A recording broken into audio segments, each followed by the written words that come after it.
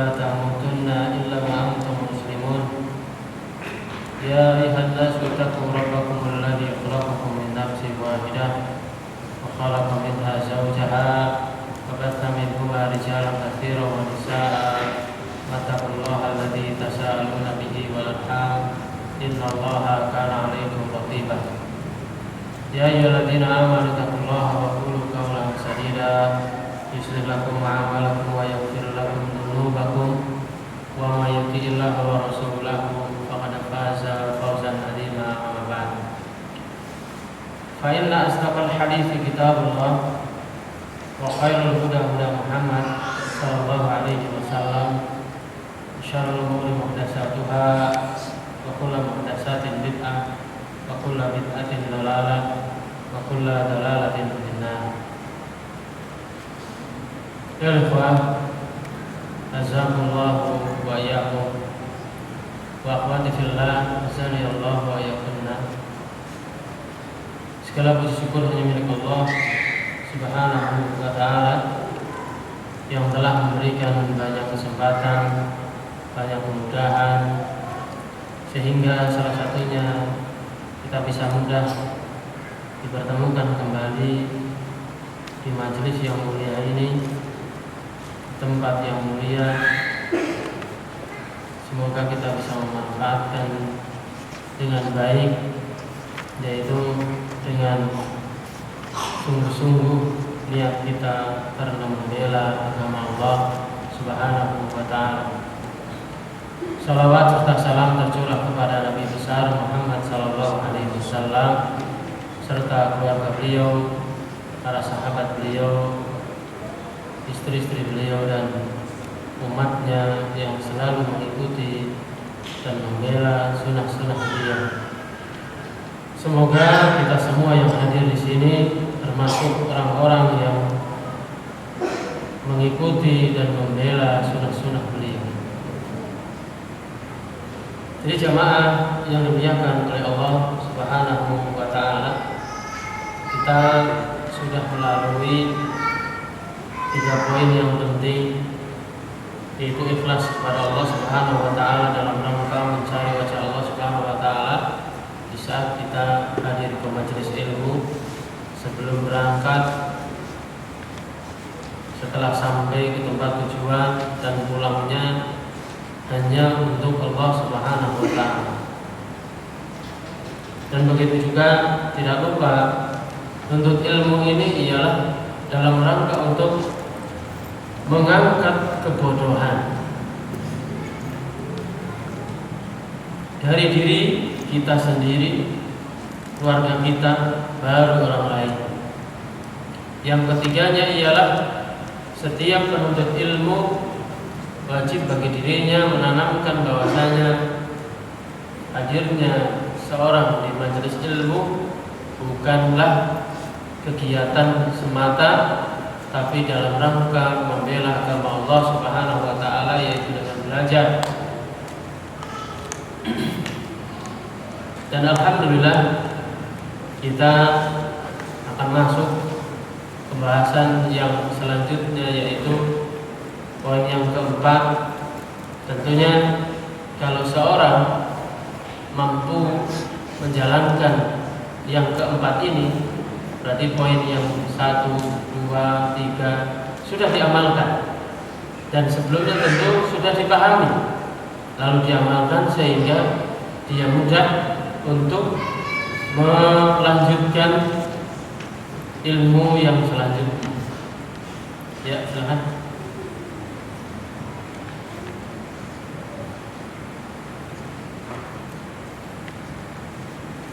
Bismillahirrahmanirrahim. Qala al-mu'allif rahimahullah, al-amru ar-rabi'u rihabatu sadri fi masailil khilafi an yakuna sadruhu rahban fi muwatinil khilafi alladhi masdaruhu ijtihadu lianna al-masail al-khilafi bainal ulama'i imma an takuna mimma la majalun lil ijtihadi fihi wa yakunu amru fiha wadihan fahadihi la ya'diru ahadun bimukhalafatiha wa imma an takuna mimma li'ijtihadi fiha majalun fahadihi ya'diru fiha minal khilafiha wa la yakunu qawluka hajatun ala man wala yakunu qawluka hajatan ala man khalafaka fiha li'annana law qablina dhalika likulna bil aksi qawlahu hajatun alaika hujjatun alaika. Kalau hajjah janya panjang.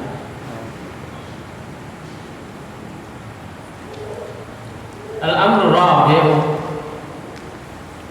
poin yang keempat yaitu di dalam adab dan akhlak menuntut ilmu, yaitu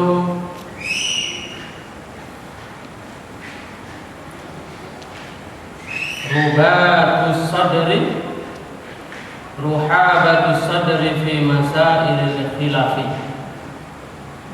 Mungkin di judulnya saja kita akan lebih panjang untuk menjelaskan ini, yaitu kalau kita mudahnya dalam memahami, legowo di saat terjadi perselisihan, longgar hatinya pada permasalahan-permasalahan yang khilaf, yang terjadi perbedaan pandangan dan yang lainnya. Kita tidak akan masuk ke pembahasan permasalahan perselisihan, tapi jika kita menjumpai perselisihan itu, penuntut ilmu yang baik itu harusnya bagaimana? Itu yang harusnya kita pelajari.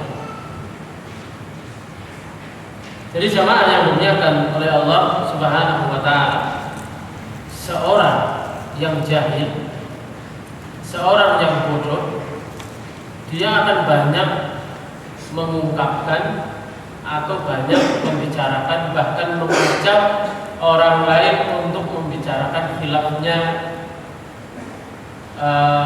makhluk Allah yang lain. Jadi kalau kita itu sukanya, senangnya, hobinya membicarakan khilafnya orang lain, berarti kita ini masih bodoh. Berarti niat kita ad-difa'an syariah bohong. Kita mengangkat kebodohan, enggak, artinya masih bodoh. Ikhlas karena Allah, tidak. Enggak mungkin seorang itu bisa ke poin keempat ini, adab yang keempat ini, sampai dia mengamalkan yang poin yang pertama, ikhlas karena Allah. Yang kedua, dia itu mengangkat kebodohan dari dirinya, meniatkan di saat menuntut ilmunya, meniatkan di dalam hatinya untuk mengangkat kebodohan dari dirinya. Nah, seorang tanda dia itu masih bodoh ialah dia gemar membicarakan, dia suka jika ada terjadi perselisihan. Ini bukan tanda yang baik. Makanya lihat kanan, kiri, depan, belakang kita yang dijadikan teman, yang dijadikan tetangga. Apakah orangnya itu legowo dalam urusan perselisihan atau enggak terima? Namanya enggak terima itu apa? Ikut membicarakan. Tapi kalau terima, ya dia diam. Dia diam. Apalagi naudzubillah min dzalik, yang dibicarakan ialah khilafnya para ulama. Bedakan ain dengan hamzah, bunyinya hampir mirip, tapi artinya sangat jauh. Ulama dengan ain, orang-orang yang alim. Adapun dengan ainnya diganti dengan hamzah, itulah orang-orang yang membicarakan perselisihan orang lain, membicarakan aibnya orang lain dan yang lainnya, yaitu apa? Sampah. Tulisannya sama, maksudnya wazannya sama. Ulama pakai ain itu jamak dari alim, yaitu orang-orang yang berilmu ulama pakai ain, tapi pakai hamzah artinya sampah. Jadi orang-orang yang membicarakan khilafnya para ulama ialah orang-orang yang tidak tahu kedudukan dirinya. Yang pernah kita sampaikan, jamaah yang dimuliakan oleh Allah Subhanahu wa taala, seorang atau hamba itu terbagi menjadi 3 tingkatan, ada yang mengatakan 4 tingkatan. Yang pertama ialah para ulama. Ini yang pakai ain, bukan pakai hamzah. Yang kedua ialah penuntut ilmu. Nah, penuntut ilmu ini dibagi lagi menjadi 2, makanya bisa menjadi 3, bisa menjadi 4, karena nomor 2-nya itu dibagi lagi. Nomor 2-nya dibagi menjadi 2, yaitu penuntut ilmu umum dan penuntut ilmu khusus.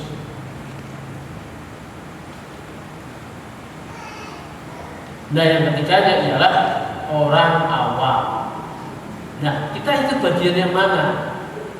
Kita bagian yang mana? Kita ulama kan? Kita penuntut ilmu khusus atau umum, bahkan orang bodoh, orang awam. Nah, di saat kita ini masih senang membicarakan khilaf, Ustadz Fulan sama Ustadz Fulan berantem, ya gara-gara orang bodoh model kayak ente.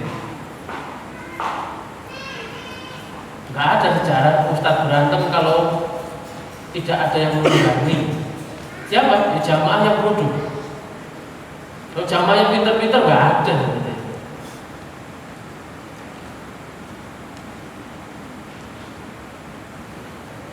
Jadi dengan seorang itu tidak sabar dengan perselisihan orang lain, itu dia membicarakan bantu tidak menyelesaikan, tapi apa? Malah membuat bara api semakin menganga. Tapi kalau orang setiap ketemu membicarakan apa? Poin kemarin apa? Terus dalil kemarin apa? Nah, ini dijadikan teman, dijadikan sahib yang baik. Tapi kalau apa? Setiap ketemu di mana pun, udah dengar dulu kabar seperti ini, kabar seperti itu. Emang apa? Ustadz Fulan seperti ini, si Anu seperti ini. Jangan dijadikan teman. Sebabnya apa? Orang ini nggak pernah legowo dalam urusan perselisihan. Nah, perselisihannya perlu kita ketahui jamaah yang dimuliakan oleh Allah Subhanahu wa taala. Perselisihan akidah, perselisihan manhaj, atau perselisihan fikih. Kalau perselisihan fikih, wajib bagi kita legowo. Kalau perselisihan manhaj, tidak mungkin. Perselisihan akidah tidak mungkin. Yang menyelisihi berarti apa? Salah. Tapi kalau perselisihan fikih, kita harus banyak-banyak legowo. Harus longgar hati kita. Sebabnya apa? Fikih itu yang kita ketahui saja ada 4 madhab.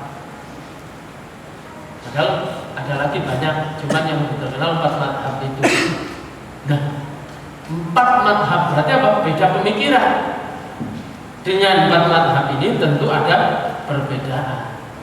Nah, yang jadi masalah ialah kalau seorang itu merasa benar dengan apa yang dia punyai, yang dia miliki, menyalahkan orang lain sementara orang lain itu apa? Juga bawa dalil. Yang salah ialah orang-orang yang menyalahkan orang lain tanpa dalil, yang kita sudah sampaikan di pertemuan yang lain. Itu apa? Seorang yang mengatakan pokoknya, katanya. Nah, ini kita salahkan. Coba Pak, kita renungkan. Dan antum-antum yang pernah memakan bangku kuliah dan tahu berapa bangku yang sudah dimakan. Bagaimana seorang mau menulis sesuatu itu harus dipertanggungjawabkan per paragraf, nanti dikasih rinciannya, disadur di ini, di halaman sekian. Masya Bayangkan ikhwan. Itu urusan terkadang urusan dunia. Per paragraf, kadang per baris harus ada rujukannya. Dan sekarang agama rujukannya, pokoknya, katanya. Itu model apa? Nah, orang-orang seperti inilah yang nantinya membahayakan dakwah Ahlussunnah wal Jamaah. Kenapa kita sampaikan membahayakan? Dengan orang-orang model seperti inilah dakwah itu hancur.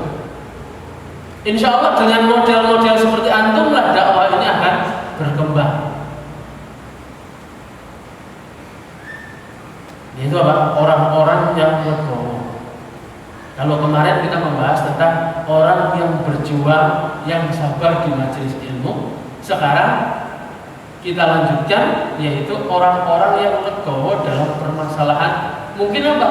Aslinya itu kita yang salah pemahamannya. Kita salah pemahamannya, terus disampaikan ke pemateri yang lain, Ustaz lain. Saya pernah dengar Ustaz menyampaikan seperti ini, Ustaz itu. Bahkan apa? Mengatakan pendapat yang lain atau dalil yang lain kurang kuat. Kebetulan Ustaz itu bawa dalilnya beda. Ini mah ngajak apa? Adu domba. Di salah satunya di saat kita ini mendengar sesuatu, kok kita ini kok belum yakin paham, jangan kemana-mana, legowo, diam.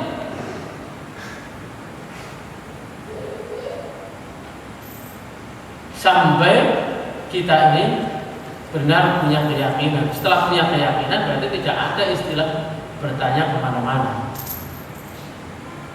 Makanya suatu ketika nih, tolong diperhatikan baik-baik bagaimana Syekh Albani itu orang yang paling luar biasa akhlak beliau.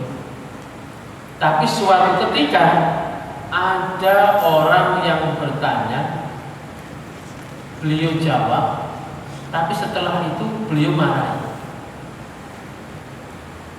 Ini Syekh Albani, bukan kita di Indonesia. Jadi apa? Seorang yang bertanya, ya Syekh, apa hukum ini? Apa hukum itu tidak boleh atau haram? Setelah itu apa? Orang itu bergaya, belagu. Syekh, dalilnya apa? Syekh Albani marah. Sebabnya apa? Kedudukan orang itu siapa? Ulama kah? Penuntut ilmu kah? Penuntut ilmu khusus? Atau penuntut ilmu umum? Atau orang awam? Nah, orang itu lebih banyak atau lebih tandanya lebih banyak ialah orang awam. Orang awam jawabannya ya boleh nggak? Boleh. Nah, begitu juga di saat kita ini baru menuntut ilmu secara umum. Dia tidak mengkoreksi orang-orang yang sedang menuntut ilmu secara khusus. Para duaan, para dai, teman-teman yang sedang belajar bahasa Arab dan yang lainnya belajar ilmu khusus. Dan tidaklah kita ini mengkoreksi para ulama. Kita siapa? Nahwu sharafnya aja belum becus.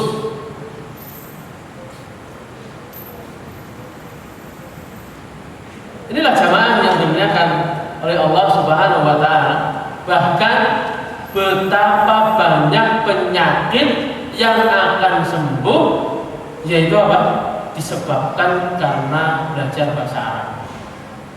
Tentunya penyakit hati. Coba orang yang masih di bawah nomor 4 itu atau nomor 3 jadi awam, itu apa? Semuanya tahu. Ngomongnya itu semuanya tahu. Disampaikan sesuatu saya sudah tahu. Itu nomor 4. Tanda orang bodoh itu apa? Kalau disampaikan sesuatu apa? Udah tahu semua. Padahal kalau orang berilmu nggak berani. Kalau sudah tahu semua kan kita tutup majelis kita belajar sama orang itu aja udah tahu semua kok. Berarti kan nahwu sharaf nggak mikir, gitu kan? Saking nggak mikirnya ngawur, gitu kan?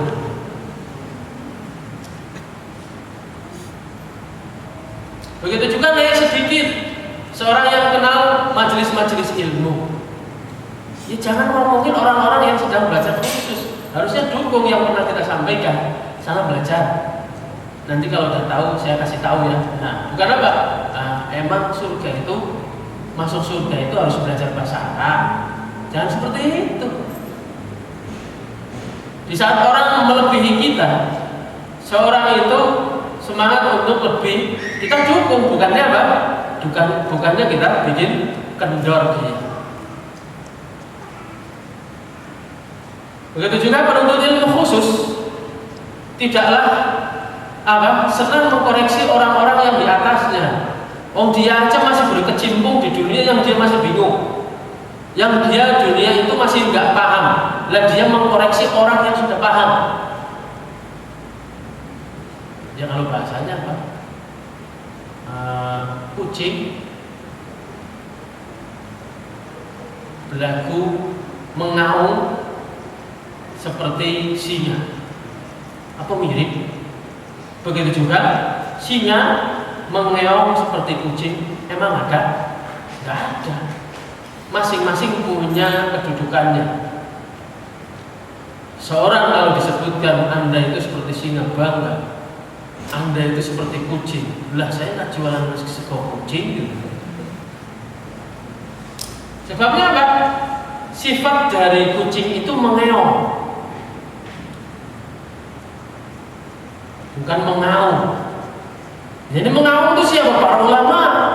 Turun sedikit orang-orang yang menuntut ilmu secara khusus mengaum itu.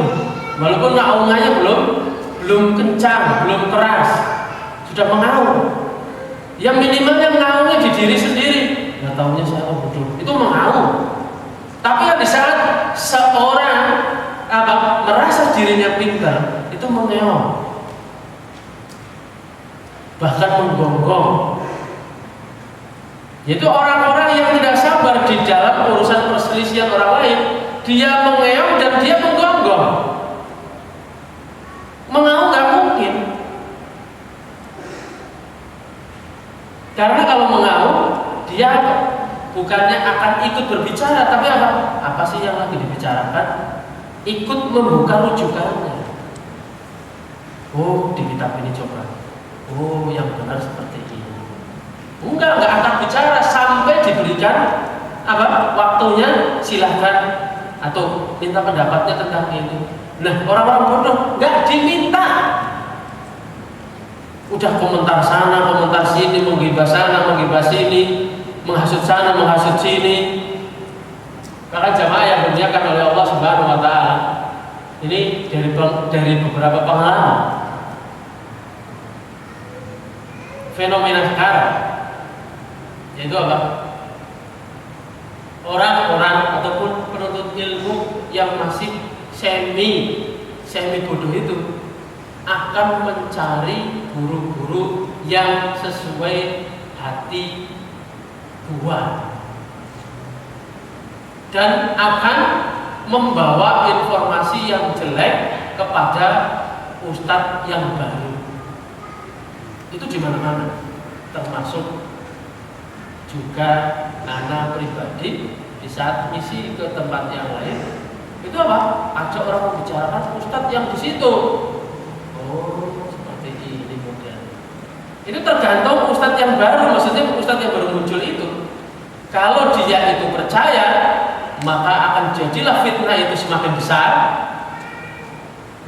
Saya ulangi, kalau ustadz yang baru itu percaya, akan terbawalah fitnah itu kemana-mana semakin besar. Tapi di saat ustadz yang baru muncul itu tidak percaya, bahkan menasihati orang yang berusaha menghasut itu, maka akan putuslah fitnah di sini.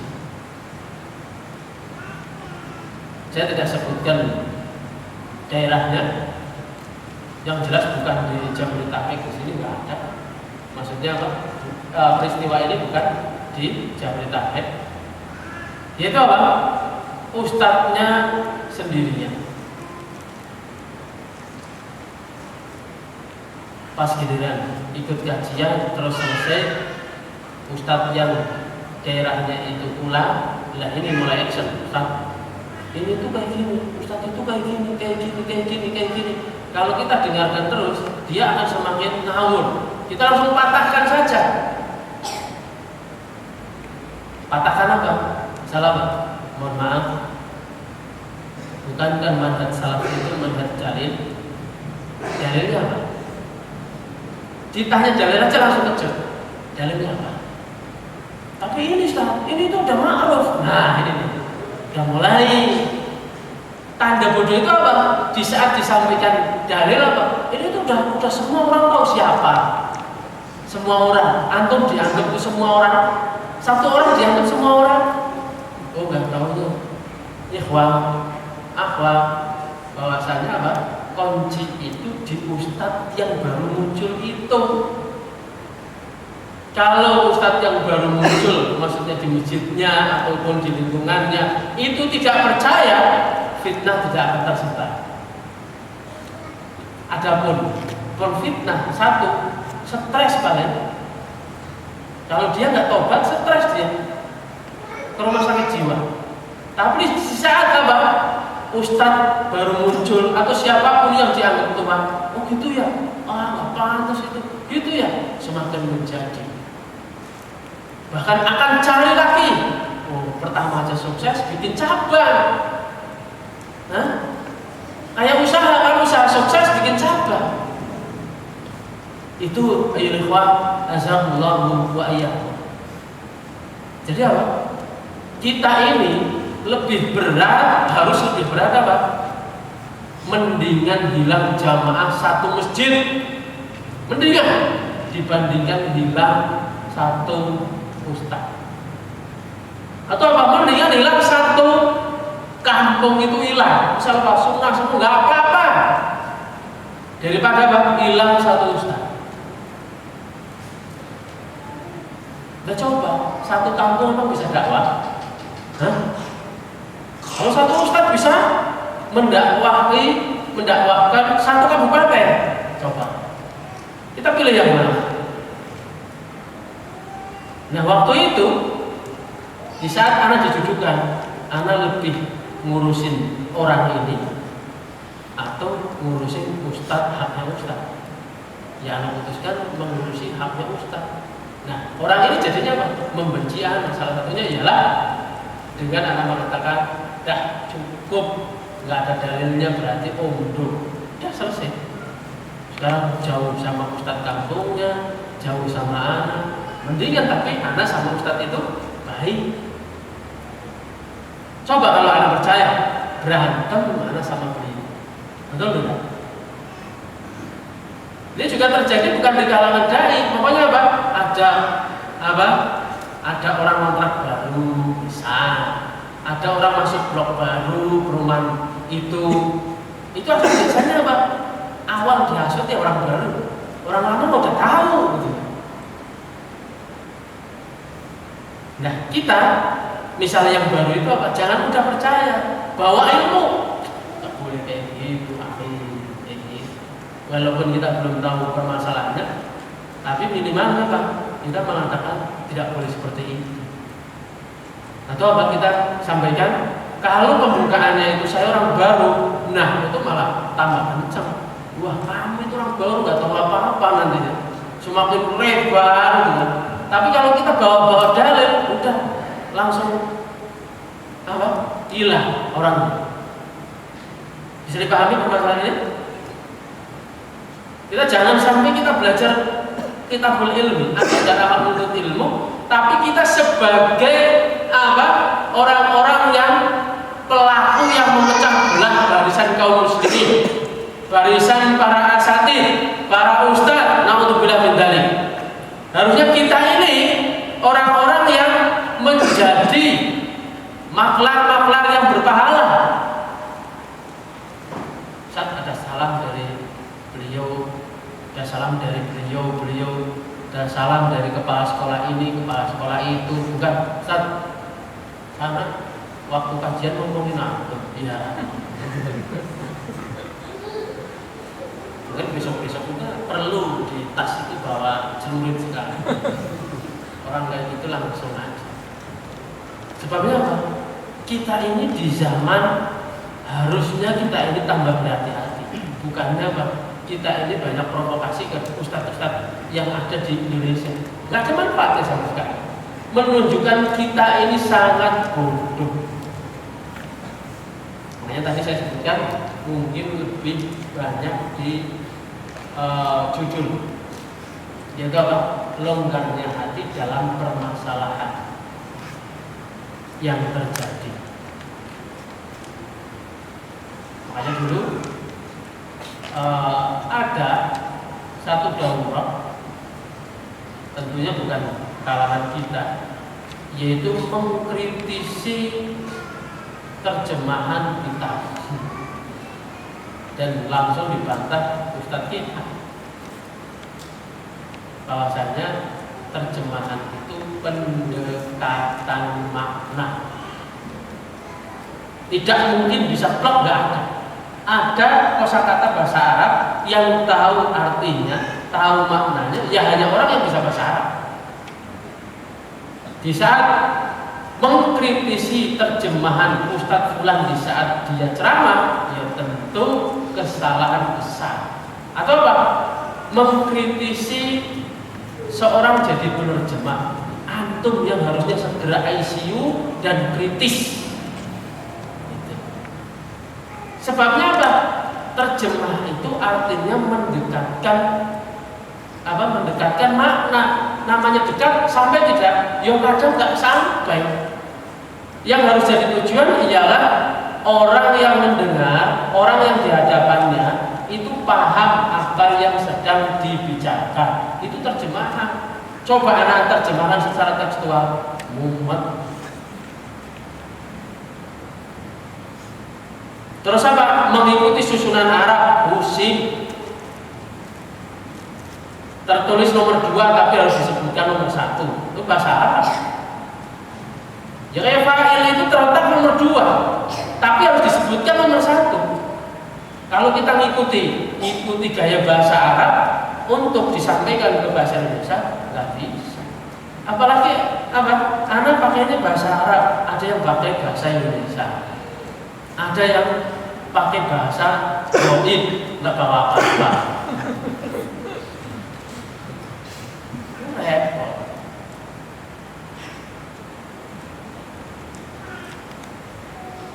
Dan begitu juga kita pernah singgung di pertemuan yang sebelum Idul Fitri, jangan sekali-kali kita mengucapkan atau mudah menjanjikan apa?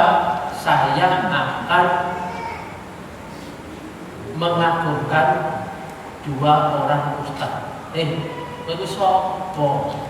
Langsung dijawab, "Mas sopo, Bro?" Nah, udah bisa apa? Bahasa Arab udah bisa belum? Nah, kalau pantas saya leader, saya supervisor, saya akan mengakurkan apa? Anak buah saya di pabrik. Loh, pantas gitu loh. Tapi di saat seorang penuntut ilmu apa? Akan mengakurkan ustaz itu sangat sing. Seharusnya siapa? Ya, yang pantas itu ya Ustaz Yazid, Ustaz Abdul Hakim, Ustaz Khalid, Ustaz Erwandi, Ustaz Firanda. Pantas ilmunya di atas kita. Nah, kalau orang nggak bisa apa-apa terus mengatakan saya mau mengakurkan, mengakurkan gimana? Mengakurkan itu kan mengislahkan harus pakai ilmu. Sementara islah saja itu isi aja nggak tahu isi apa itu. Islah itu ya mengakurkan Ustaz nggak bisa. Saya tanya itu isi apa? Dia selesai. Itu isi masdar. Nah itu aja nggak bisa kok. Masa mau ngurusi urusan orang-orang yang berkecimpung di dunia dakwah, sangat-sangat nggak mungkin. Yang benar kalau mau kita melakukan itu, yang benar itu apa? Harusnya kita apa? Mulai mempraktikkan ilmu, yaitu apa? Bolehnya seorang itu apa? Berbohong. Di saat apa? Terjadi perselisihan.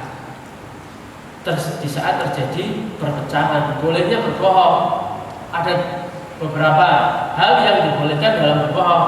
Di medan perang, memberikan rasa senang kepada istri, itu masakannya nggak ada rasanya, kita bilang padam jauh gitu. Jadi dalam hati kita ya memang jauh banget rasanya. Terus mendamaikan dua orang yang sedang berseteru. Bukannya kita malah memperkeruh, yang ada ialah Ustaz, ada salam dari Ustaz Fulan, dari kepala sekolah itu, dari itu. Bukannya apa? Kita nambah suasana yang tidak baik. Begitu juga jamaah yang dimuliakan oleh Allah Subhanahu wa taala, yang pernah kita juga singgung di pertemuan yang sebelumnya, seorang tidak boleh menutup matanya di saat terjadi nahi munkar di hadapan matanya. Di telinganya terkedengaran, itu tidak boleh pura-pura tidak tahu, nggak boleh. Zaman sekarang kita ini, yang awam ataupun yang ngaku ahlu sunnah itu banyak terhinggapi penyakit cari selamat sendiri. Itu penyakit kalau bagi aku, penyakit. Sebabnya apa? Tidaklah ada di zaman sahabat, tidak ada. Atau satu dalil yang menunjukkan apa? Suruh cari selamatnya sendiri. Misal contoh, ikhwan, itu apa? 2 CS kita, teman-teman dua orang ini sama-sama CS kita pihak ketiga, yaitu apa? Kita bertiga ini CS bareng. 2 orang teman kita ini berseteru. Kita nggak boleh condong ke salah satunya, nggak boleh. Silahkan condong kepada kebenarannya, silahkan menyalahkan kepada kesalahannya, tapi nggak boleh apa? Wah, itu sering ngutangin saya, padahal jelas salah. Terus kita berat untuk menyalahkan, berat untuk menasihati. Itu namanya cari selamat sendiri. Kanan kiri berhubungan baik terus. Sementara apa? Nggak pernah sampai nasihat itu kepada orang yang salah. Begitu juga tidak disemangati orang-orang yang di atas hak, lanjutkan. Ini kita perlu ketahui jamaah yang dimuliakan oleh Allah Subhanahu wa taala. Sekarang itu apa?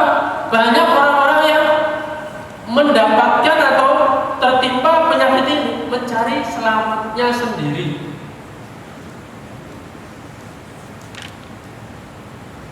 Dengan alasan apa?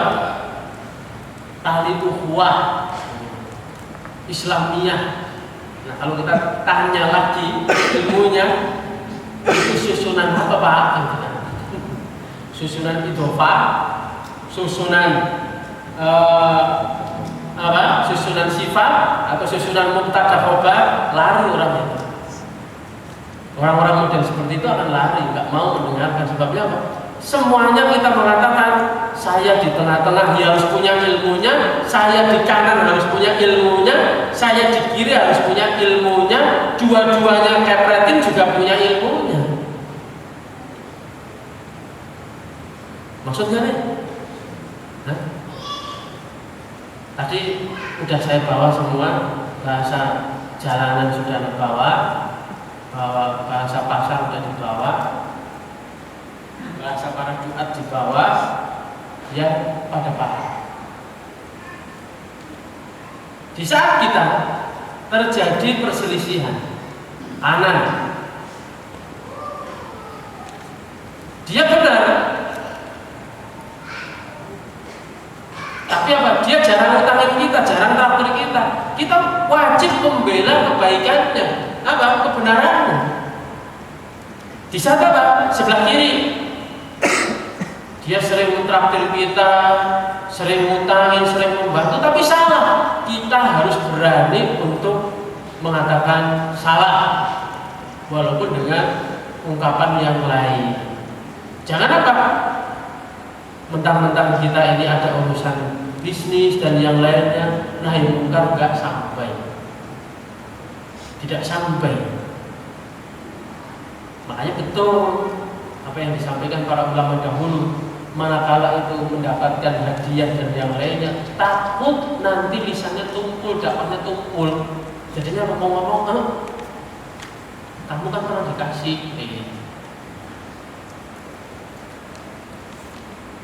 Inilah jamaah yang dimuliakan oleh Allah Subhanahu wa Ta'ala. Kita menginginkan adanya majelis kitabul ilmi ini menjadi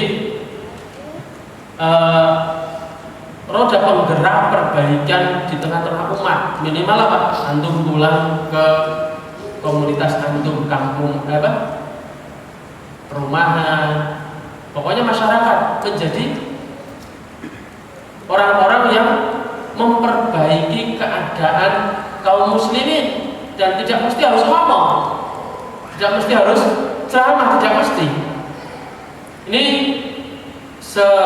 semakna dengan hadis Nabi Shallallahu Alaihi Wasallam, khairukum man anfa'ukum linnas.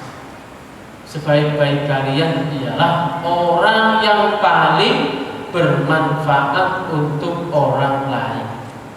Adapun kalau khairukum man yang tentang Al-Quran, khairukum man ta'allama al-Quran wa 'allamahu khusus. Tapi kalau yang hadis satunya tadi itu umum, Al-Quran masuk, seluruh kebaikan masuk. Sebaik-baik kalian ialah orang yang paling berguna, orang yang paling manfaat. Coba kalau orang-orang bodoh itu di saat sedang disampaikan ilmu saja, di parkiran, di mana menggibah. Bahkan apa? Orang yang lagi ceramah saja, wah itu salahnya nggak benar, yang benar di mana?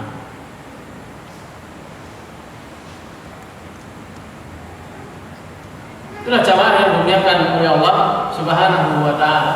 Dan sekarang anak tambah ringannya itu nggak tahunya apa? Ada sesuatu ini anak dapatkan itu ahad sore, dan orangnya nggak ada di sini. Jadi apa?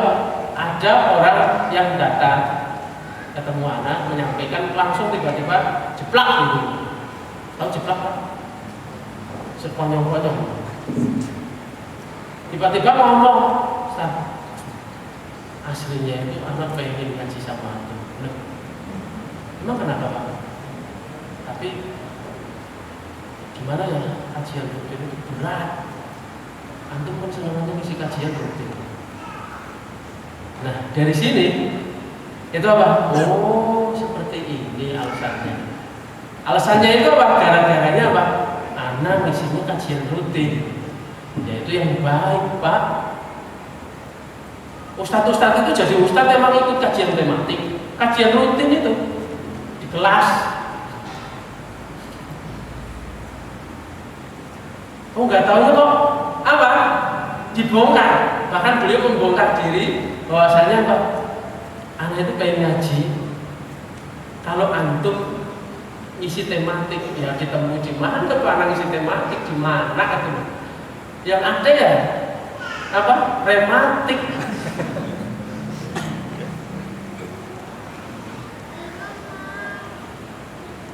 Itulah jamaah yang dimuliakan oleh Allah Subhanahu wa Ta'ala. Makanya kalau anak ingat ucapan itu, anak senyum sendiri. Tolong jangan dibawa ke rumah sakit. Tidak ada apa-apa, tidak ada.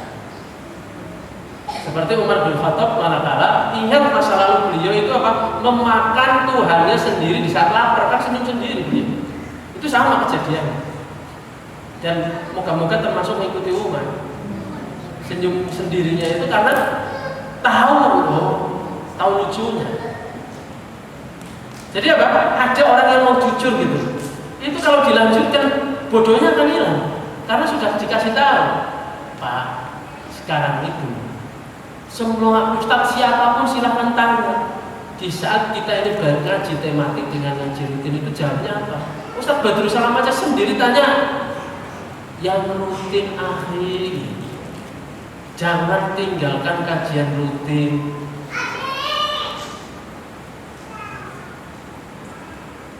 Nah, ada beda lagi. Satu lagi orang yang mengatakan bukan merendahkan, tapi ini lagi testimoni ini. Tes terus ada bunyinya moni sih. Terus mengatakan apa? Iya, setelah ikut kajian kitab, ikut kajian tematik itu rasanya gimana ya? Oh, nggak ada bebannya sama sekali gitu. Plong gitu doang. Oh, pantes banyak yang seneng. Nih ada dua orang yang ngomong waktunya nggak jauh, cuman beda menit. Tapi anak yang balik, Pak, tolong jangan meremehkan tematik. Karena Pak, itu untuk orang-orang yang baru kenal ngaji. Nah, itu aslinya tempatnya seperti itu, Pak. Siapa yang nggak boleh tematik? Kata siapa? Nanti jangan salah pikiran loh. Jangan salah nangkep, nanti anak suruh ninggalin kajian gitu, tematik, awas. Ini ada buktinya ini, dan nggak pernah diedit. Itu apa? Tidak suruh meninggalkan tematik, tapi apa? Ada makomnya, ada tempatnya. Untuk siapa itu? Orang-orang yang baru kenal ngaji. Orang-orang yang udah kenal ngaji ya banyak rutinnya lah, tematiknya mungkin 3 bulan sekali, 6 bulan sekali, atau bahkan setahun sekali kalau saya Abdul Razak datang gitu loh. Baru cakep. Beliau juga di sana mengurusin tematik rutin. Di Saudinya juga beliau ngurusin rutin, bukan tematik. Bahkan kalau antum rasakan sendiri dan anak rasakan sendiri, itu bisa kita ambil kesimpulan ngaji 3 bulan. Ini peribahasa aja. Karena manfaatnya jauh lebih banyak. Ngaji 3 bulan itu seperti ngaji 3 tahun. Bayangkan coba. Perbandingannya orang yang ngaji 3 tahun dengan orang yang ngaji 3 bulan tapi urut, itu ilmunya, akhlaknya, perubahannya beda. Anda pernah menjumpai orang sudah sangat senior, ngajinya hampir 20 tahun. Rububiyah, uluhiyah, asma wa sifat aja orang muda. Gak tahu maksudnya kemana, buahnya apa, pokoknya rame. Ya kayak kita zaman dulu kita ini loh, di Sabang bahasa kita kan mengunjungi pengajian. Itu piye kayak piye ini rame. Nah itu kan sama. Gimana kiainya lucu. Itu dulu kita pas lagi zaman Irmas. Kan seperti itu kalau cari kiai untuk apa acara ini acara itu mesti carinya yang seperti itu. Dan kalau kita renungkan, Pak, oh kita ngaji pagi saja susah ngiklaninnya. Tapi kalau dulu kita ngaji malah apa? Jam 9 ke atas, Pak. Mulai kiai naik itu jam berapa? Jam 9 ke atas sampai tengah malam. Terus isinya apa? Ngomongin orang. Pernah ada dari kota di satu perumahan, Pak RT jangan kasih izin sama orang-orang yang panjang jenggotnya, matanya ketip-ketip itu istrinya. Ya iya masih hidup gitu. Kan nggak mungkin orang masih hidup kok nggak kemedit. Maksudnya apa? Yang cadar jangan dikasih izin. Pas giliran subuh ujung-ujungnya kita yang menang. Maksudnya orang itu nggak ada semua yang sholat ya cuma kita lagi gitu. Ya ngotot-ngotot juga capek, Pak, ketemu setahun lagi ya kalau situnya masih ada gitu. Kita harus tutup kitanya yang masih ada. Jadi itulah jamaah yang dimuliakan oleh Allah Subhanahu wa ta'ala. Terjadinya perselisihan, terjadinya yang terjadi sekarang ini ialah banyaknya penuntut ilmu yang berkutu, tidak berkualitas. Yaitu enak banget menurut ilmu. Yaitu katanya dan berbagai hal ungkapan-ungkapan yang menunjukkan bukan ilmu. Makanya berbeda sikap antum di saat apa? Ada orang nggak seneng karena awam, antum harus tetap ramah. Orang awam.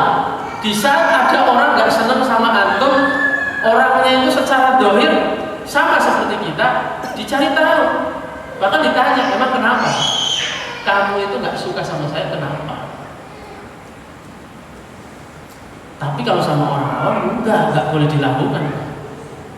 Karena apa? Kita dituntut suruh mengamalkan ilmu kita di hadapan orang itu. Tapi kalau ada orang nggak senang, dohirnya sama, pakaiannya sama, sholatnya sama, ngajinya sama, nggak senang sama kita, kita datangi orang itu, tanya, emang kenapa nggak suka sama saya? Beda sikapnya, Pak. Ini juga mencontohkan dari akhlaknya Nabi Shallallahu Alaihi Wasallam menyikapi orang awam bagaimana, menyikapi orang yang sudah ngaji seperti sahabat bagaimana. Menyikapi orang-orang Quraisy, menyikapi orang-orang Arab Badui, tapi sikap menyikapi sahabat beliau sendiri keras atau lembut? Keras. Bahkan kalau kita ibaratkan sekarang ini, para sahabat itu kan orang yang sudah kenal ngaji, ya kan? Orang yang sudah kenal ngaji, Arab Badui, orang-orang Quraisy secara umum, oh belum, makanya beliau masih lembut.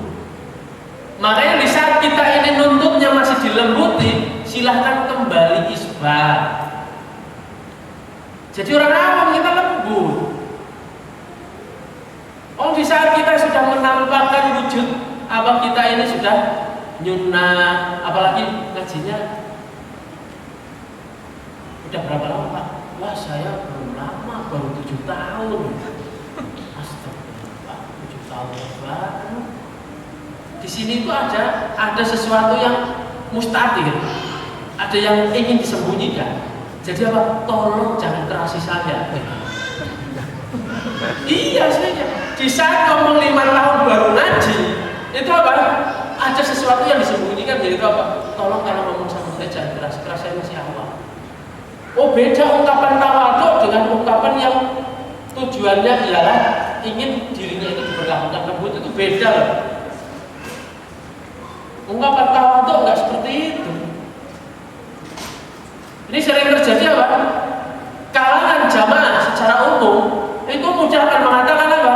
Ah, Ustadz itu nggak berakhlak, nggak lembut, nggak ini. Coba, di saat kita mengatakan tidak berakhlak, itu ilmu dari mana? Nukil dari kitab apa? Apa pengertian akhlak? Apa pengertian lembut? Berarti kalau kita menuduh, misal salah satu ustaz, misal kayak Ustaz Abdul Hakim, nadanya keras, Ustaz Abdul Hakim sifatnya tegas, terus kita anggap bahwasanya ini ustaz galak, berarti apa? Kita menuduh bapaknya ulama, yaitu Rasulullah SAW, berarti apa? Orang yang keras, orang yang galak. Sebabnya tegasnya untuk siapa, lembutnya untuk siapa. Makanya penting bagi antum itu apa? Untuk ikut kajian bukan di satu tempat sama satu guru tersebut. Jadi akan tahu.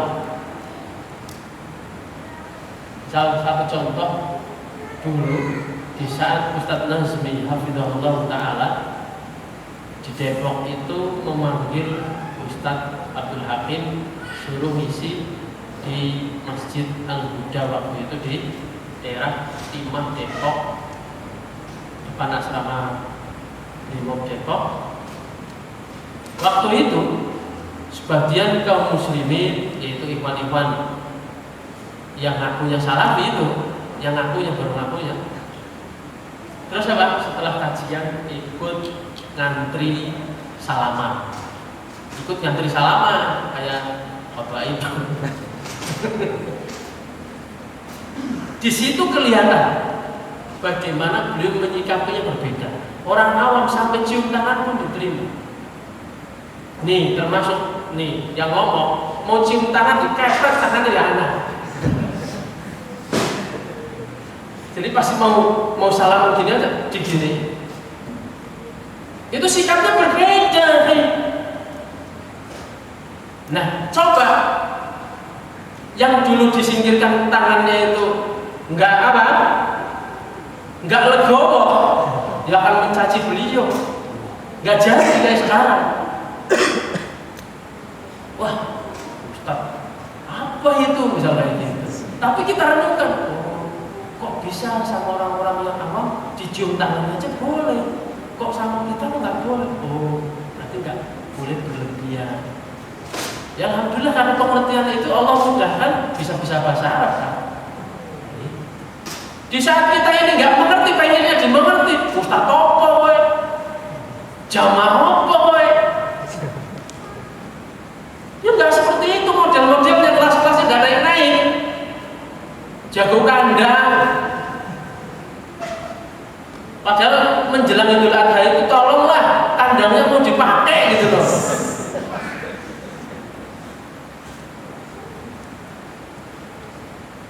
Beneran panjang kan? Masya Allah.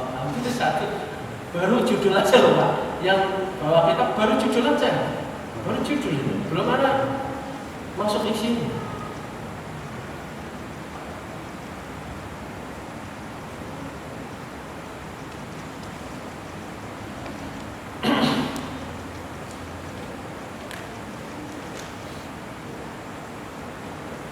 Dan selanjutnya jamaah yang dimuliakan oleh Allah Subhanahu wa ta'ala,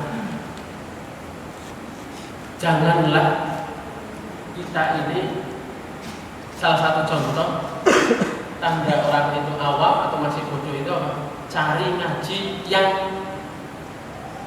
senang di hati.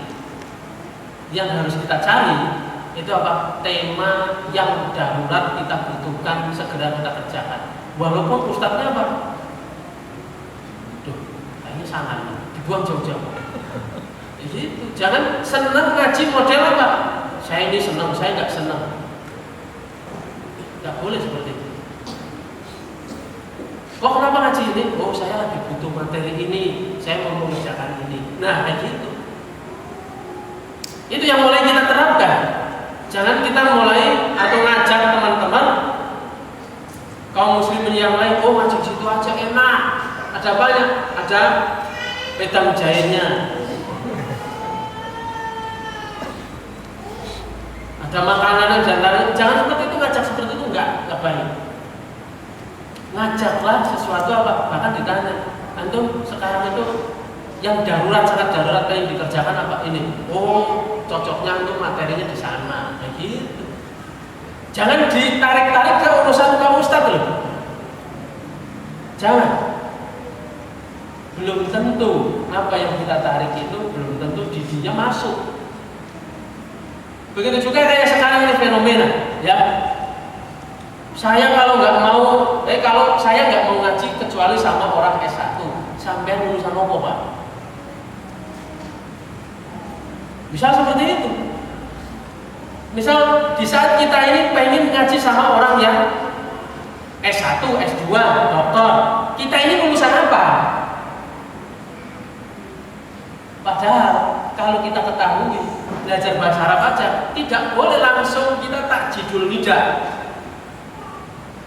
Padahal apa? Kita belum belajar mulahos, belum belajar di bawahnya jurumiyah, belum belajar di bawahnya muhtarot, belum belajar di bawahnya ada lagi. Bertahap. Malah Pak Ustadz-Ustadz yang beliau-beliau itu biasa menyampaikan secara akademis, untuk menyampaikan ke kita ini bingung gimana ya, takut nggak masuk ya, bahasanya susah dimengerti. Anehnya orang awam kalau enggak ini enggak. Insya Allah. Padahal karena pernah melihat tulisan Ustaz Firanda langsung dan ceramah beliau, rekaman beliau di YouTube, beliau berulang kali mengucapkan berterima kasih kepada ustadz-ustadz di daerah. Bayangkan coba. Yang apa? Tentu saja di daerah itu nggak terkenal. Itu apa? Saya nggak pernah ke sana, beliau pernah sudah menjalankan dakwahnya. Kita nggak mempelajari hal itu. Begitu juga beliau dengan tawaduknya beliau mengatakan apa? Bahwasanya orang-orang yang tidak terekspos itu lebih ikhlas dibandingkan saya.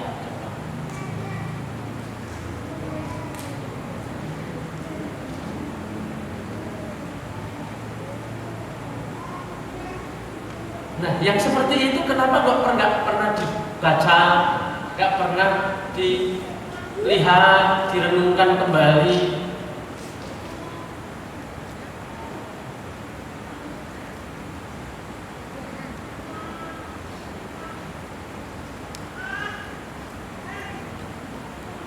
Padahal yang jelas yang cepat memperbaiki umat ialah kajian rutin kita. Sekali lagi, tidak menafikan kebaikan kajian tema, tidak sama sekali. Tapi apa? Ada tempatnya, orangnya khusus. Ini sama seperti anak kalau mengisi ahad pagi di tempat orang awam, anak nggak pernah bawa kita. Sebabnya apa? Setiap pertemuan seringnya beda. Karena siapa mereka? Orang awam. Ada orang pengen ngaji ke situ, antum jangan ke situ, bukan tempatnya. Saat ini pengen ngaji ke sana, jangan. Loh, saya mau ngaji kok dibilangin kok jangan kok. Anak kesana yang nyamar kok antum kok gimana sih? Ini bisa diterima hampir 9 bulan itu tinggal lahiran berarti kan ya? Tapi di saat coba setiap ikhwan yang dohirnya udah jenggotan ngaji di situ, orang awam makan nyingkir, nggak mau. Alhamdulillah apa? 3 RW ngaji. Ketua RW-nya itu ngaji 3-3-nya. RT-nya 4 ngaji. Datang ke situ ya sarungan, kaji nasional. Terus apa? Kajiannya sebentar, pertanyaannya sejam, itu udah biasa. Iya. Materinya paling 20 menit, pertanyaannya bisa sejam lebih, Pak. Gak apa-apa. Dan apa? Pertanyaannya muter-muter kemana tidak sesuai tema, orang awam. Nah kalau kita materi ini kita boleh ditanya tentang menggerak-gerakkan jari lah. Gimana sih bro? Malu-maluin aja.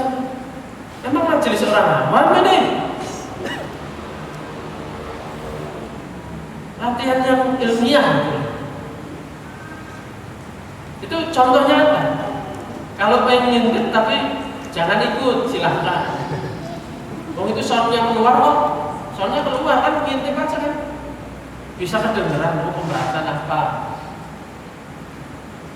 Ini ahad besok nih. Itu orang semua. Itu apa? Karena nggak bawa kitab, enggak. Kayak orang khutbah Jumat itu. Pertanyaan kemana-mana. Bahkan pernah suatu ketika anak pulang jam 9. Coba, kajian subuh boleh pulang baru jam 9. Itu orang awam. Seperti apa? Ya Muhammad a'tini malah. Sudah narik selendang sampai luka. Habis itu Muhammad kita kritik dong. Nah, seperti itu, nggak apa-apa. Adapun kita, Ustaz, ada waktu nggak? Ustaz, ini nggak? Kalau Ustaznya lagi istirahat tanya terus. Kita itu kalau diganggu istirahatnya aja nggak mau.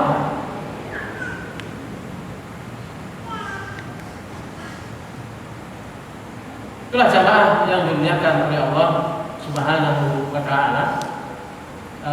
Penting bagi kita dan mungkin kita akan lebih panjang lagi membahas tentang ini dan poinnya juga termasuk cukup panjang.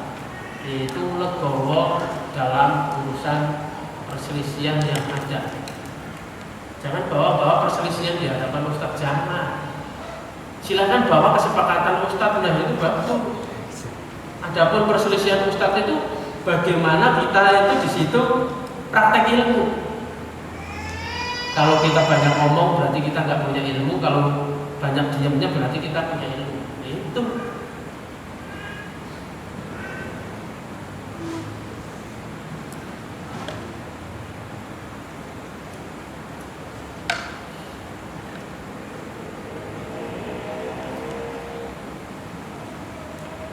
Kita perluas dengan pertanyaan.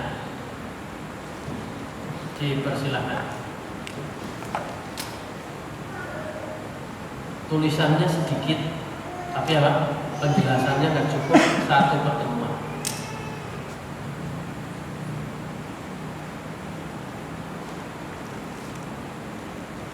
Ini penting dan antum itu bukan orang awam, orang yang berusaha yang tidak jadi orang awam. Jadi bertanyalah yang sesuai tema. Dan jangan modelnya apa, Ustaz, saya pernah ini lah, jangan. Sudah dikasih tahu kemarin caranya. Yang duduk di sini kemarin. Itu apa? Cara bertanya yang baik. Yaitu apa? Bagaimana? Apakah? Apa hukumnya? Nah itu pertanyaan yang baik. Bukan begini loh Ustaz, itu bukan pertanyaan. Itu mah pertanyaan orang awam itu. Tidak bisa mengungkapkan, jadi ungkapannya seperti itu. Tulis dulu, dibaca, pantas enggak.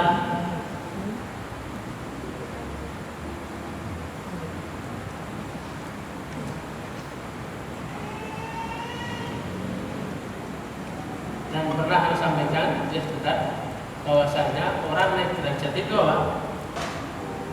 Rame apa sedikit? Nah, orang naik pangkat, naik jabatan itu rame apa sedikit? Sedikit. Antum itu dikasih naik jabatan sama Allah. Coba setiap satu pabrik apa seluruhnya supervisor atau hanya beberapa? Nah, kan beberapa lah. Kalau seluruhnya supervisor ya bisa jadi anak buah siapa? Jadi begitu juga seperti itu. Makanya di saat perlu antum ketahui pentingnya kita ini kalau main di internet, carilah sesuatu yang menggugah iman. Misal contoh kayak seorang pemateri, di saat apa? Di saat jamaahnya banyak agar tidak ujub apa? Mencari sesuatu obat agar dirinya tidak sombong. Begitu juga di saat apa? Yang hadir sedikit, oh ulama saja sampai ada yang tidak hadir. Atau apa? Yang hadir satu itu aja dilayani. Itu di Masjid Nabawi, bukan Masjid Syifa Budi. Bayangkan coba, kalau kita Pak, yang datang satu, udah yang kopi ke warung. Kemarin teman-temannya niat ngaji apa enggak? Saya niat, setelah dia udah ngaji sendiri, nggak apa-apa. Coba mana sekarang ada seperti itu. Ini yang nulis kitab ini. Jadi ulama itu berguru sendirian sama Syekh Abdurrahman As-Sa'di. Awalnya banyak, rontok tinggal sendirian. Abang Syekhnya abang, ya kalau karena caranya kayak gini, nunggu pendaftaran baru aja ya. Gak ada seperti itu. Lanjut terus sampai selesai. Diceritakan bahwa saya Syekh Abdurrahman As-Sa'di itu apa? Mempunyai pelajaran kurang lebih namanya pelajaran usul fikih. Dan itu yang hadir itu orang-orang yang sudah bisa bahasa Arab, yang sudah mumpuni. Ikut pelajaran beliau itu apa? Copot, tinggal Syekh Mustaimin sendiri. Itulah yang mengangkat Syekh Abdurrahman As-Sa'di. Makanya pernah anak waktu itu ikut ngobrol di tengah-tengah para ustadz. Ada candanya para ustadz yang anda nukilkan sekarang. Itu apa?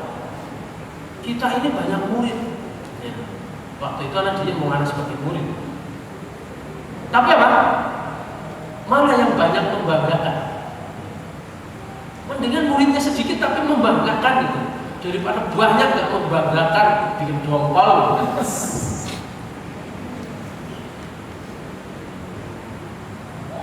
Ya, ini Syekh Abdurrahman As-Sa'di itu kita kenal atau kita dengar di telinga kita atau kitabnya kita mulai tahu, itu yang angkat siapa? Ya Syekh Utsaimin. Kalau nggak ada Syekh Utsaimin ya namanya nggak tahu. Sebabnya apa? Di saat beliau menyampaikan materi kan biasanya tidak lupa membawa apa? Dari kitab Syekh Abdurrahman As-Sa'di misalnya. Misal kayak tafsir As-Sa'di. Itu siapa yang memperkenalkan? Syekh Utsaimin.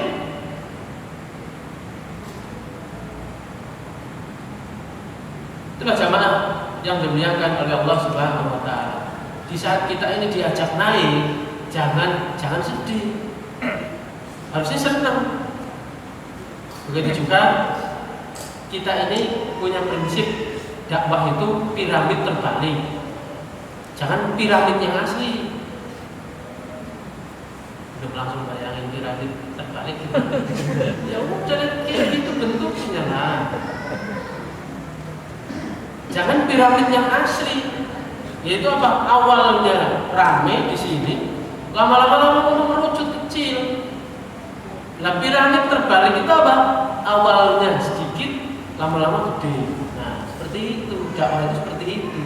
Belajar juga seperti itu.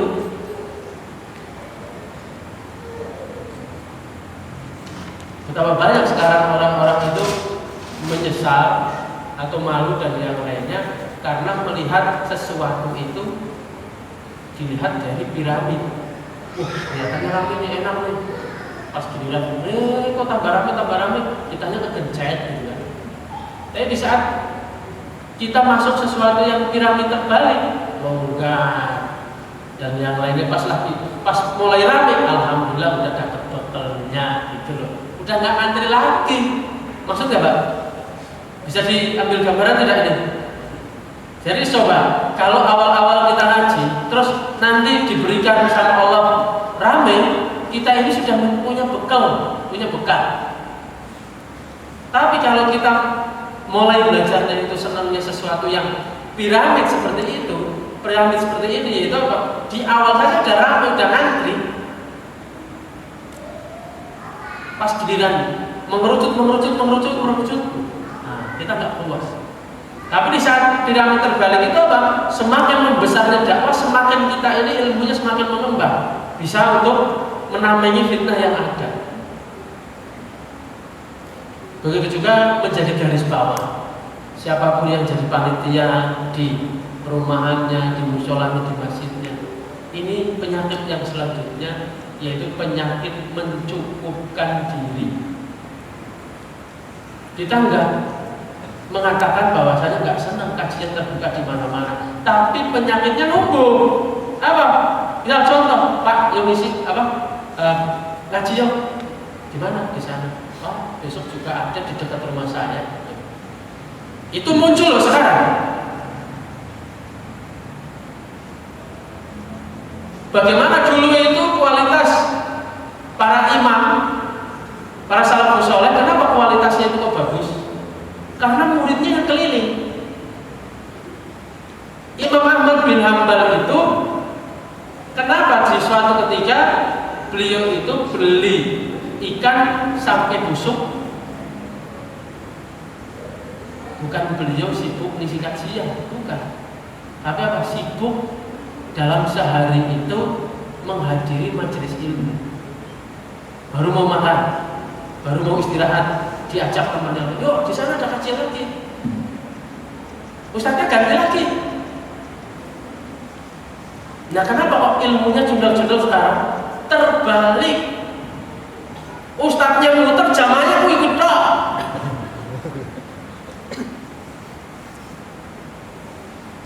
Kalau dulu muridnya yang suruh muter.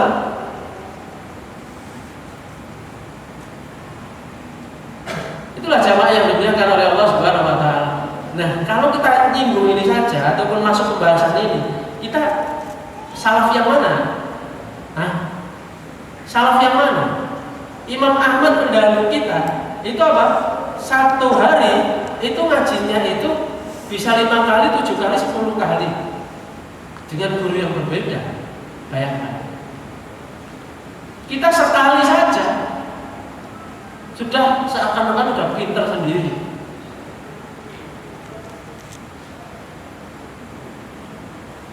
Nah yang miris itu loh, beda blok, jejer, jam situ sama sini, ini satu blok.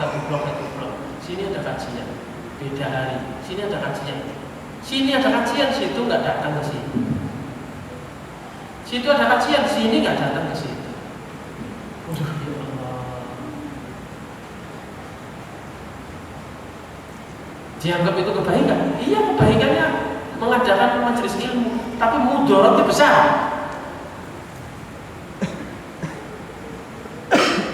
Makanya dulu di saat pom bensin itu ada peraturan, ada radiusnya bagus. Ini sekarang ikut-ikutan metode kayak pom bensin, tidak dikasih radius.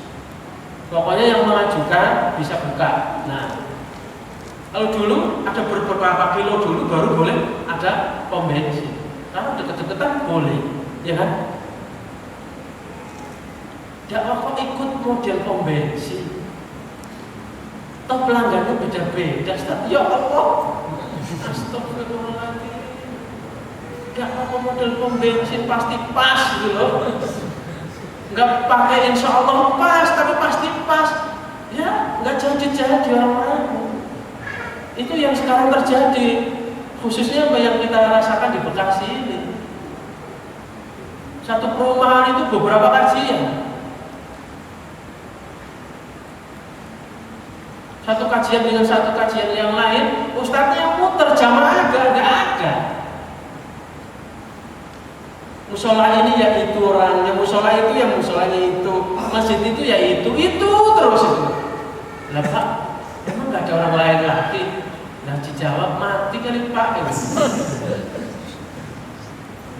Itu loh Iman. Tolong yang jadi panitia kajian, contohkan yang baik. Jadi apa? Di majelis ini nongol, di majelis itu nongol.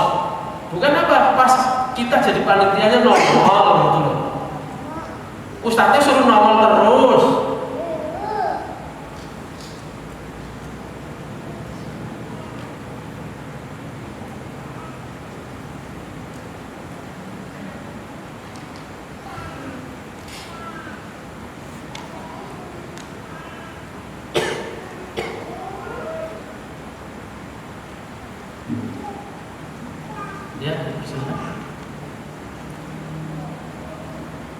Ustaz tadi dijelaskan ada 3 kriteria yang diperbolehkan orang berbohong, yang di medan perang pada istri dan mendamaikan 2 orang yang berselisih. Yang menunjukkan untuk yang poin pertama Ustaz, untuk yang medan perang seperti apa situasinya kita dibolehkan? Ya perang di saat kita diserang atau memang terjadi peperangan, kita diserang oleh satu kelompok, itu bisa disebut peperangan, tapi kecil. Nah, waktu itu juga boleh berbohong. Perang, benar-benar perang kayak Syria, Pakistan, Palestina, Yaman. Nah, ada orang yang mengatakan demo itu perang, bohong. Antum itu membenarkan, pengen dibenarkan saja. Makanya apa? Boleh berbohong. Bukan, demo ya bukan perang, bukan. Begitu juga demo dikatakan jihad. Jihad itu duduk di majelis ilmu jihad. Nggak perlu bawa spanduk, mana yang bawa spanduk.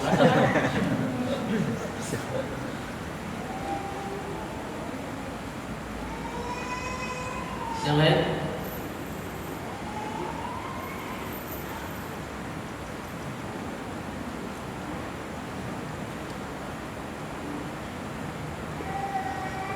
Ayo bertanya. Poin penting ini.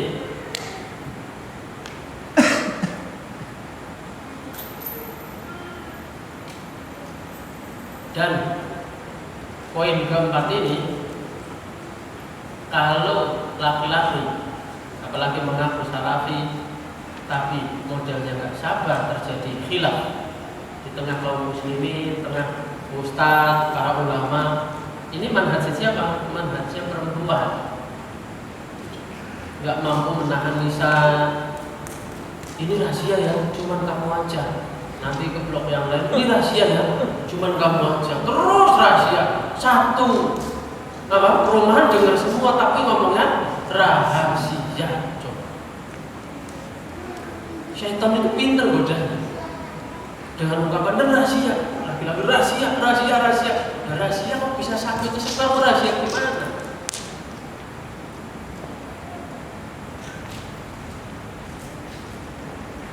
Kan?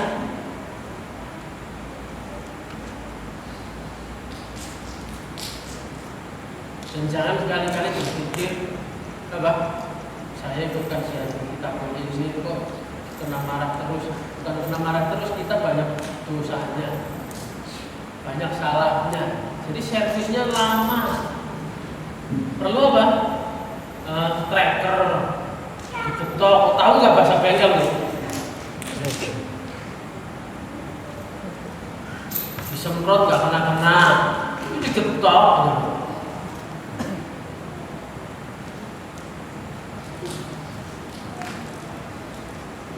Begitu juga pernah nih anak ngobrol sama bengkel, dan ini seringnya anak jadikan materi bahwasanya kalau bengkel itu tiap hari dikerjakan itu sesuatu yang mudah, bengkel itu nggak pinter-pinter. Jadi sekali-kali itu tuh yang ada, yang dibuka susah, yang diakali susah. Malah kata mereka ini, bengkel-bengkel yang punya kurang itu bangun bengkel resmi katanya. Ya gitu-gitu aja, kerjanya itu aja. Menang apa resminya aja, nggak benderanya resmi.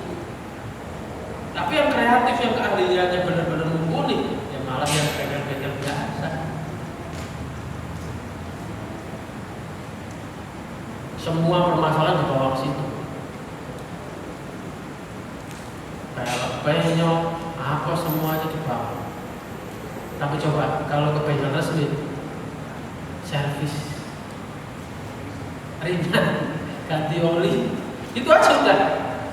Sambil duduk seperti di stasiun kereta. Nah itu ciri di bengkel resmi. Nah kita ini jangan senang model seperti itu. Apa? Kelihatannya rapi, santai, tapi nggak punya duit. Dia mendingan kotor tapi punya duit. Masuk gak? Enakan tuh kerjanya rapi nggak punya duit apa? Dia mendingan kotor punya duit tuh. Ya begitu juga kayak ngaji. Apa? Kalau bisa ngaji rame, ilmunya rame. Kalau nggak bisa ngaji sepi, ilmunya rame. Gitu loh Pak. Jangan apa? Ngajinya rame, ilmunya sangat rame, bubar kabeh.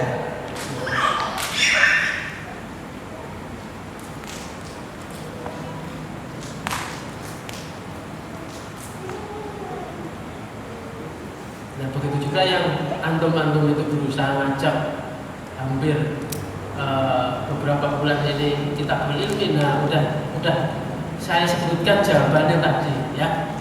Sebabnya apa? Kita ngaji kitab itu, ngaji rutin itu katanya dibikin berat sama syaitan.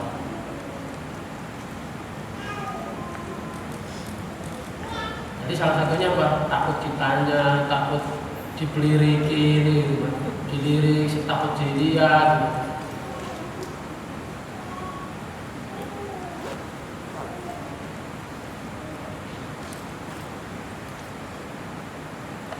Jelas?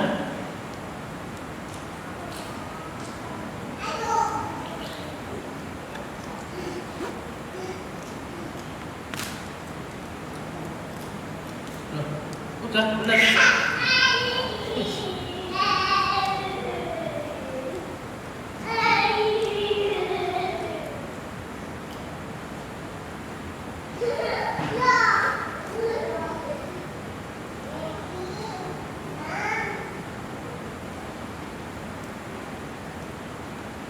menunduknya itu karena masih melakukan atau sudah tidak melakukan?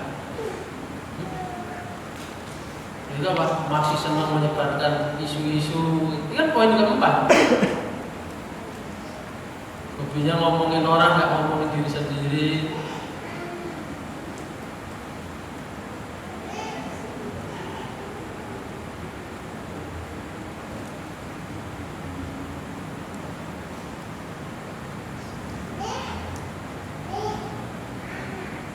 Sudah benar? Cukup? Hah?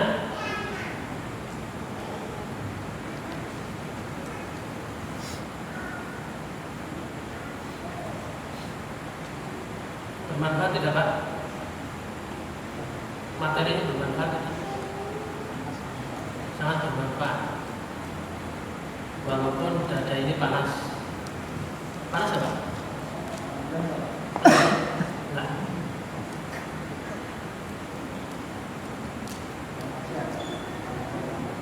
Oh antum, yang menyampaikan saja tersindir.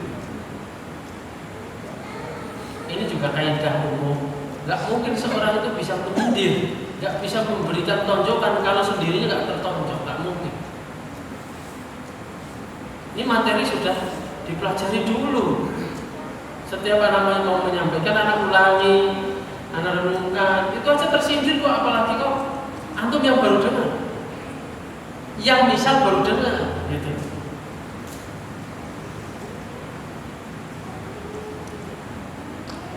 Begitu juga kalau kita ini di satu majelis kok merasa kita tersindir terus, alhamdulillah, berarti Allah lagi memberikan kebaikan untuk kita lewat majelis itu. Dan sifat Al-Quran apa? Mubasyirin, mubasyirin. Ayo juga sifatnya mubasyirin wa mundhirin, yaitu sebagai kabar gembira dan peringatan. Nah kalau kita sudah dapat peringatan berarti habis itu kabar gembira. Kalau dapat kabar gembira habis itu mesti peringatan. Itu dakwah. Nah kalau kita ngaji kok carinya kabar gembira terus, wes kawan kompor. Nginep 40 hari, 7 hari, nah itu mubasyirin. Artinya senang terus. Orang kalau melihat kita itu sama-sama sepelnya kok nggak salam ya, masalahnya ke sebelah rumah kontrakan itu lagi ada kayak gitu, diajak salam itu malah plepos. Itu seneng, sampai saking senengnya istrinya dilupakan. Sangat-sangat waras itu. Nah itu satu contoh, ataupun kita ini kalau ngajinya cari yang senang, berarti secara tidak langsung memiliki Al-Quran. Al-Quran itu diturunkan untuk memberikan kabar gembira dan peringatan. Di saat kita diperingati enggak datang lagi, malah nunggu 17-an peringatan. Senengannya itu, nggak ada yang nyuruh padahal. Kata siapa saya nggak senang peringatan, seneng kok Ustaz. Itu buktinya tanggal 17-an tanggal berapa Ustaz itu? Udah 17-an tanggal berapa? Jumat Kliwon itu hari apa? Kan seperti itu Pak. Sudah jelas ada Jumat Kliwon. Tanya Jumat Kliwon itu hari apa?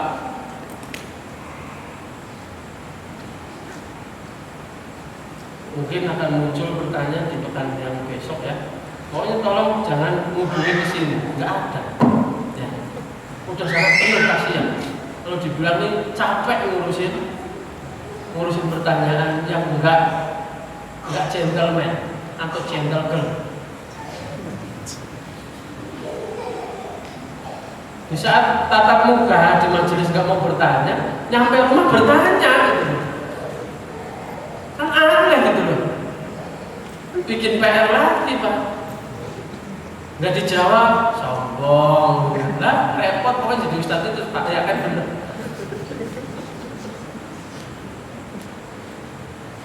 Kalau jamaah itu boleh tidur, boleh apa. Kalau Ustaz nggak boleh tidur, Pak. Tidur siang diganggu mulu. Buruan dijawab, Ustaz.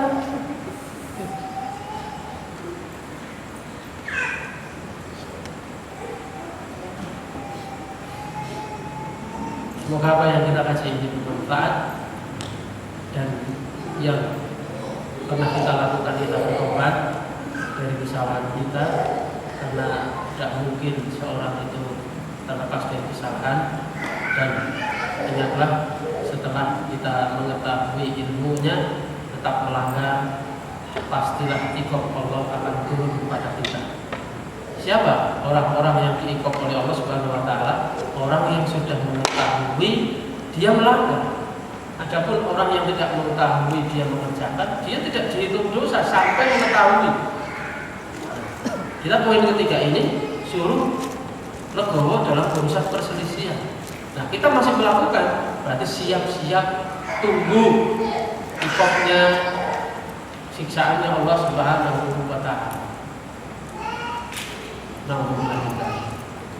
Allahumma as'aluka al-huda wa tuqa wal afafa wal ghina.